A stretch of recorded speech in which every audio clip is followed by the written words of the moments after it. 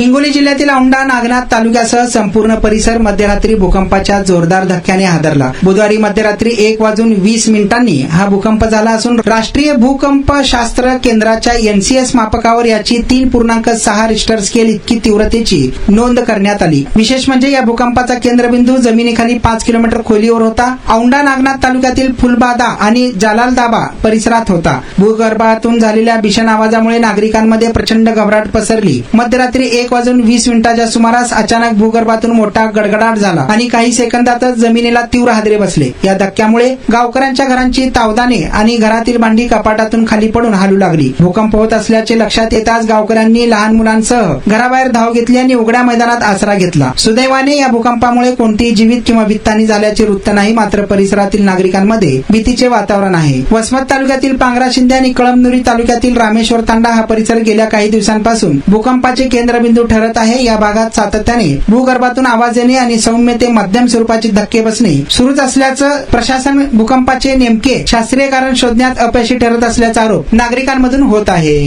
हे आहे दक्षिण सोलापूर तालुक्यातील वळसंग। इतिहासाची समृद्ध परंपरा आणि उज्ज्वल भविष्याची नवी दिशा, प्रगतशील आणि वेगाने विकसित होणारे गाव वळसंग।